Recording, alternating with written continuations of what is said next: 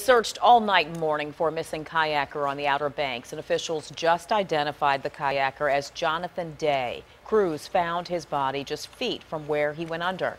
It happened in the Albemarle Sound near Collington Island.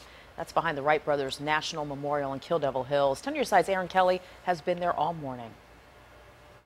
You can only imagine how helpless those neighbors felt hearing those cries for help and watching that man slip under the surface. Several people tried to save him, and 14 hours later, divers say they found his body just off of this dock. The Sound looks like it's not a dangerous place, but it's a very dangerous place because it's not tidal water, it's wind-driven water. The Albemarle Sound was dark, cold, and choppy when neighbors heard the calls for help Wednesday night. We ran downstairs, and by the time we got downstairs, there was a couple other neighbors out there on the dock, and all we could see was a light.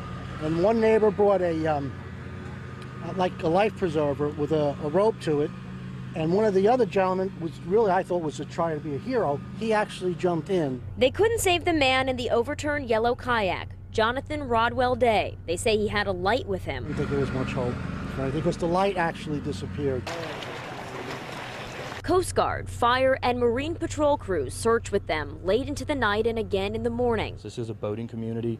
The neighbors kind of know each other, and they were all out in force last night, the ones that did, right beside the firefighters with flashlights trying to locate this gentleman. Fire Chief Glenn Rainey said he thinks the man might have been fishing. They found a tackle box and fishing gear during the search that ended Thursday morning when divers found the kayaker's body no more than 30 feet from where he went under. Good guys in this one were the ocean rescue lifeguards, but they're trained to do this. They're trained to search methodically and find people, and even in a worst case scenario such as this, when we're not able to save a life, we're still able to give somebody closure today.